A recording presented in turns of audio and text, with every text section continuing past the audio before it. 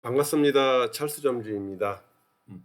이 영상은 한 통의 댓글로부터 출발이 됩니다. 그래서 이걸 보고 편의점 창업은 다들 열심히 하시고 공부하시는 건 맞긴 한데, 또 한편으로는 그냥 뭐 정말로 여기 댓글처럼 유튜브만 보고 창업하시는 분들도 있고, 뭐 이렇게 카페에서 활동하면서 그것만 보고 하시는 분들도 많구나. 그 얘기는 공부를 조금 더 다각도로 좀 더 깊이 있게 하시고 나서 해도 되는데, 너무 쉽게 출발하시는 분들이 많구나. 그러면 이건 누군가가 조금 이렇게 강의식으로 좀 정리를 해줘야 되지 않겠어?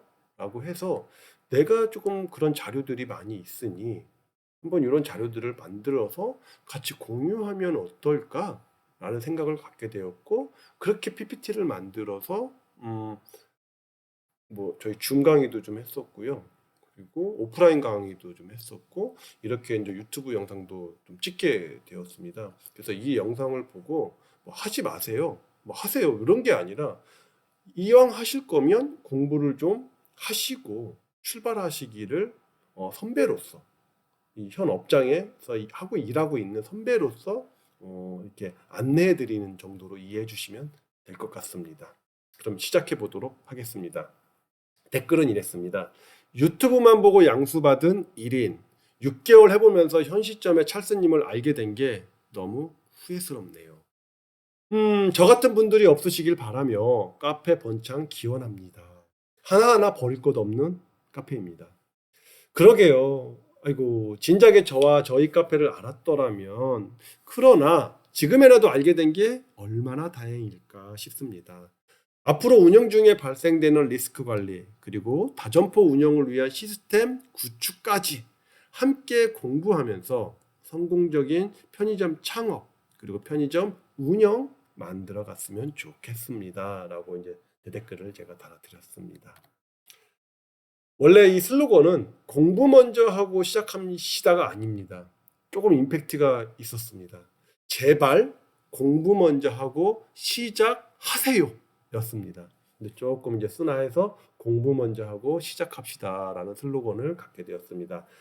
이 PPT는, 이 영상은 세 개의 단락으로 나누어집니다. 상권, 그리고 수익, 그리고 운영, 이 세 가지로 나누어지고요. 오늘 이 1편은 상권에 대한 이야기를 할 거고, 다음 영상 2편은 수익에 대한 이야기를 할 거고요.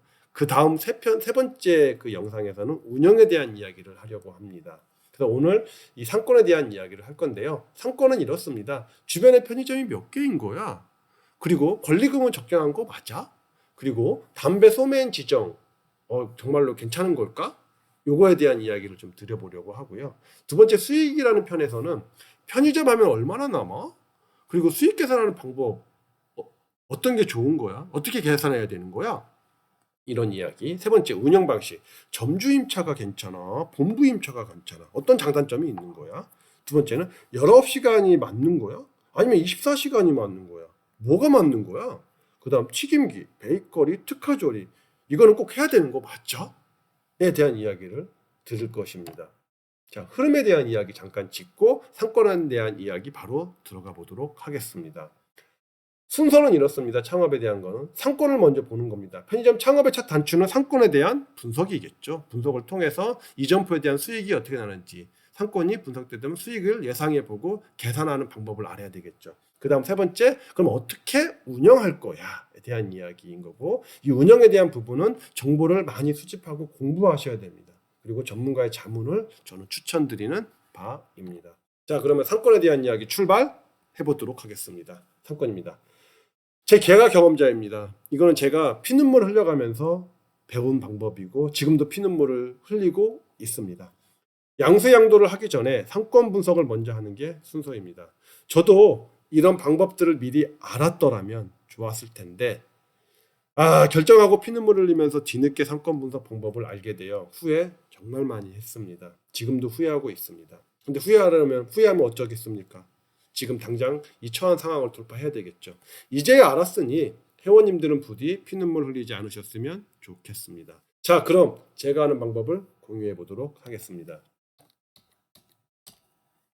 그 첫 번째 방법입니다. 다들 아시는 방법일 겁니다. 이거는 네이버 지도 검색을 하시는 거죠. 네이버 창업하려고 내가 창업하려고 하는 매장 주위에 편의점이 몇 개 있는지, 마트 큰 거, 작은 거, 중간짜리 작은 게 있는지, 네이버에서 편의점 마트 클릭해서 주위에 매장이 몇 개 있는지, 그리고 거리가 어느 정도 떨어져 있는지, 그리고 경쟁점의 컨디션이 어떻게 되는지 로드뷰도 참고해서 보시면 좋습니다.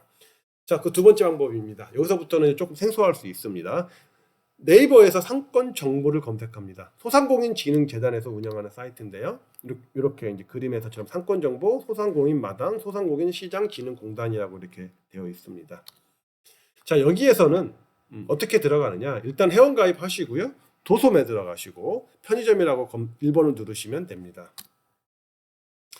그 다음에 이제 여기 그 상권 정보에서는 행정구역을 설정하시거나 지도상의 위치를 설정하시면 2개월 전 매출과 다양한 상권 정보를 확인하실 수 있습니다. 그래서 수익 분석을 저는 위주로 하고 있습니다. 그래서 분석 결과를 보니까 초기 투자비와 월 비용, 고정 변동을 고려했을 때 적정한 월 매출 수준은 1,793만 원으로 분석이 됩니다. 이는 영업일 24일 기준으로는 일평균 75만 원 매출 156명의 고객을 유치해야 가능한 수치입니다. 약간 보수적으로 결과물을 내놓는 것 같다고 저는 생각을 합니다. 참고 정도로 봐주시면 좋습니다. 자, 그 세 번째 방법입니다. 네이버에서 마이푸차를 검색하시면 됩니다. 회원 가입하시고요. 상권 정보 메뉴를 클릭하거나 터치를 하시면 됩니다. 대상점 입지의 거리당 배우 세대를 확인할 수 있습니다. 여기 배우 세대를 확인하는데 마이푸차가 좋습니다. 이렇게 나옵니다. 아파트, 오피스텔, 빌라, 단독주택별로 구분되어 있고요. 제가 생각했을 때 아파트는 3,000원, 오피스텔, 빌라는 7,000원, 호텔 숙박은 4,000원. 예상 매출 산출에 좀 더 가깝게 될 수가 있습니다.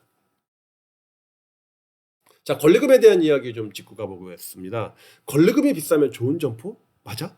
권리금이 비싸다고 무조건 좋은 점포일 거야 라는 생각에 의구심을 가져보시길 바랍니다. 꼼꼼하게 하나씩 확인해 보셔야 합니다. 월세가 무슨 관계가 있는 거야? 있죠. 권리금은 월세랑 깊은 연관성이 있습니다. 월세가 비교적 저렴한 곳들이 권리금이 단단하게 형성이 되어 있을 확률이 높은데요. 매출 대비 월세가 낮게 책정되어 있다라고 보면 되겠죠. 이렇게 형성된 권리금은 5년 후에 양도하실 때 대부분 보전 받으실 수 있습니다.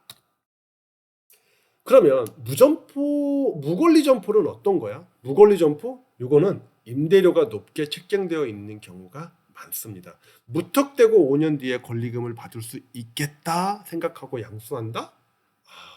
느낌이 좋지 않습니다. 제가 그랬거든요. 한 점포가 이랬습니다.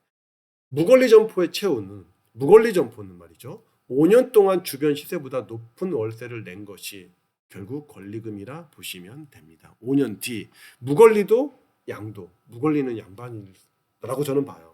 더 심하게 말하면 마이너스 P, 역권리로 양도하는 경우를 저는 주변에서 많이 봤습니다. 지금도 많이 나와 있습니다. 그래서 무권리가 결코 좋은 거는 아니다가 아니라 좋지 않을 수도 있기 때문에 꼼꼼하게 확인해 보셔라입니다. 권리금이 있는 매장, 권리금에 대한 이해도가 낮은 경우에는 권리금을 주고 창업하는 것도 방법이라면 방법입니다. 권리금을 주고 창업을 할 때 세 가지는 체킹해 주시면 됩니다. 최근 상권의 변동 유무를 확인해 보시고, 마트나 편의점 추가 입점 가능성 여부를 확인해 보셔야 될 것이고, 재개발 예정지 여부를 확인해 보셔야 합니다.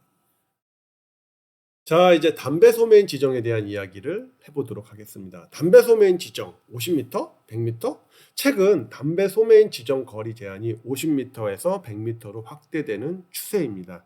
최근 국회 법안 발의한 내용을 보면 이래 인정하는 현행 법안도 곧 사라질 것으로 보입니다. 각 지자체 담당자에게 꼭 확인하십시오. 현재 제가 알고 있는 정보로는 서초구는 지금 이 법안이 사라졌다고 합니다. 담배 소매인 지정 1회까지 인정, 50m가 넘으면 담배 소매인 지정이 가능했던 지역이 100m로 변경된 경우, 이런 경우에는 1회까지 인정이 됩니다. 권리 양수를 할 때 담배 소매인 지정에 대해 1회까지 인정하고 있습니다. 즉 현재 시점에서의 담배 소매인 지정을 좀 정리해 드리면, 내가 창업하려는 점포가 현재 기준 50m로 창업하는데 문제가 없다 하더라도 4, 5년 뒤 전환 또는 매매를 할 경우에는 100% 문제가 될 수 있다는 점 참고해 주시고요.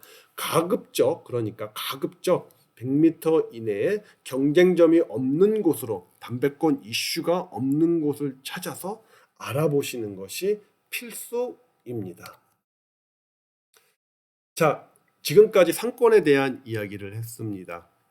다음 편에서는 수익에 대한 이야기를 하려고 합니다. 자, 지금까지 상권에 대한 이야기 나눠드렸고, 좋았다면 좋아요, 구독 꼭 부탁드리도록 하겠습니다. 다음 수익편에서 더 재미나고 때로는 진지하게 영상으로 보여드리도록 하겠습니다. 지금까지 찰스 점주였습니다. 감사합니다.